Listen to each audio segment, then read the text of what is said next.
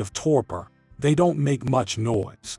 But during their active seasons in the spring, summer, and autumn, particularly during feeding times, this is not the case. The majority of nightjars fly quite well. They can fly silently and swiftly because of their large, strong wings. To help them catch insects in midair, they possess an extraordinary capacity to hover.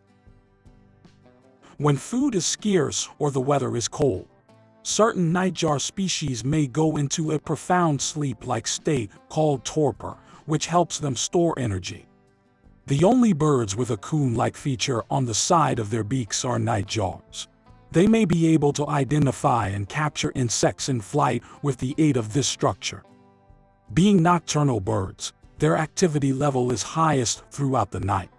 Nightjars can see and hear clearly in the dark thanks to their huge eyes and hearing. Nightjars are skilled at hiding, and their feathers frequently match the hues of their surroundings.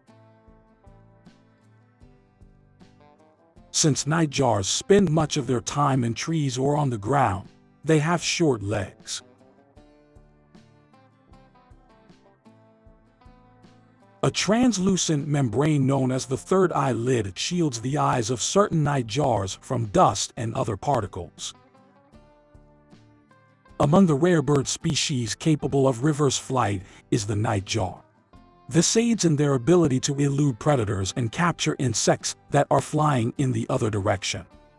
There are artificial eye spots on the wings of certain nightjars. Predators are believed to be startled by these eye spots, which aid in the nightjar's escape. The environments in which these nightjars live are crucial to their existence.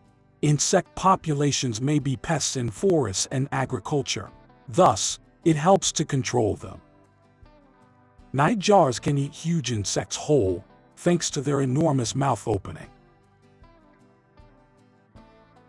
Due to their very delicate feathers, nightjars can fly through the night in silence. The ethereal and lovely sounds of nightjars are well known. In order to attract females and protect their territory, male nightjars frequently sing loudly from elevated perches.